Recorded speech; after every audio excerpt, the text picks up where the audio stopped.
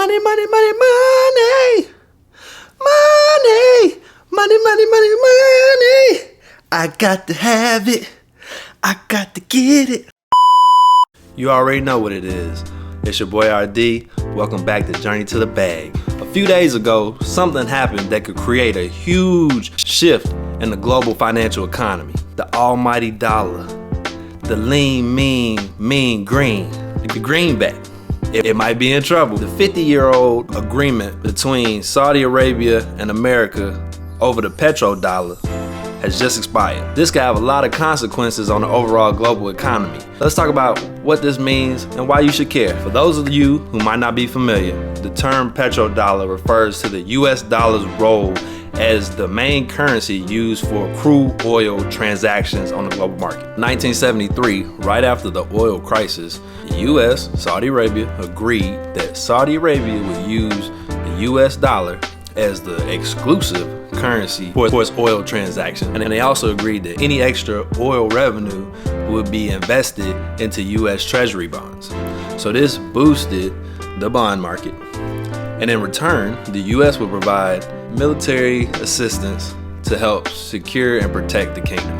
The arrangement was mutually beneficial. The US was able to get a stable source of oil, and Saudi Arabia was able to secure and protect its country. A major reason for the agreement was to increase the value of the dollar, especially after coming off of the gold standard. So if money wasn't backed by gold, that value was going to come down a little bit. But if you're using it to buy all of the oil in the world, it boosts that demand up. The impact of this agreement had a worldwide effect. It went beyond just oil and finances.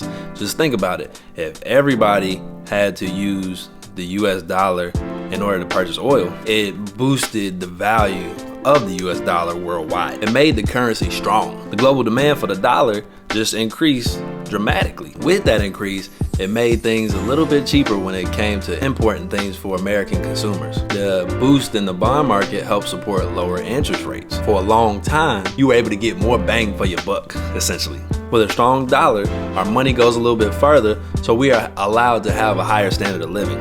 I mean, just think about it. There are so many millionaires in the US. The US added 500,000 millionaires last year. And now that this agreement has expired, the dominance of the petrodollar faces some significant challenges. We could see a major global disruption. But there are multiple factors, not just this agreement, that is hurting the dollar. Alternative energy sources like renewables and natural gas, that has basically tamed our need for crude oil. And then you got new oil producing nations.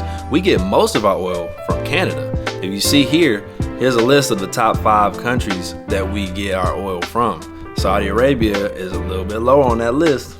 The traditional dominance that the Middle East has had over the oil market is fading. So what does this mean for the US dollar's future? Without that agreement, the dollar globally is just a little less dominant. If oil was to be priced in other currencies, it could lead to a lower global demand of the dollar. This could result in even higher inflation, higher interest rates, and a weaker bond market. The expiration of this agreement is going to have the potential to damage the almighty dollar.